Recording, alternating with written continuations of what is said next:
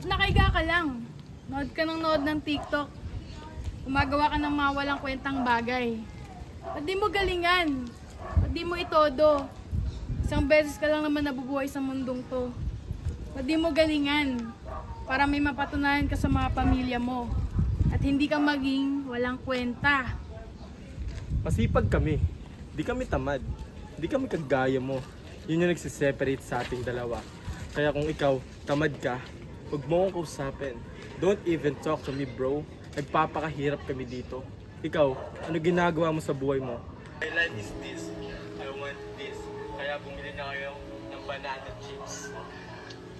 Bumili na kayo ng banana chips for only 29 pesos! Ano ba yan? Bibili lang pala ng banana chips ko. Ano pa sinasabi sa akin? Tamad ako. Ay, naku. Na-check out na. Ito na yung banana chips. Ang mura-mura naman. Tapos nabibili na din natin siya sa online shopping. Sobrang convenient na talaga ng mga pagkain ngayon. Ang dali-dali na lang bumili. Check out na nga natin. Na-check out. Tayo na lang natin dumating. Wow! Bilis naman! Parang si The Flash kung mag-deliver ah. Tikman nga natin. Heto na ang banana chips for only 29 pesos lang. Tikman na natin. Ito nga pala ang banana chips. Syempre, pag banana, healthy yan kasi fruit yan. Tikman na nga natin. Ano yun? Ano yun?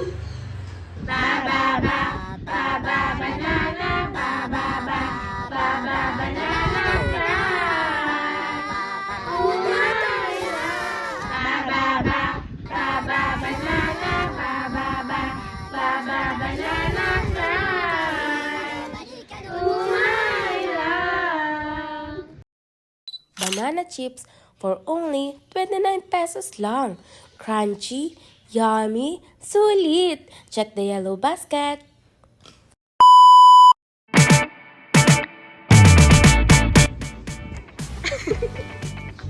So, di tayo parehas.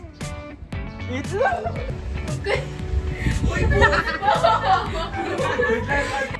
Check out Dan. Wait lang! Di mo itodo. Dagan mo. Guti. Ay!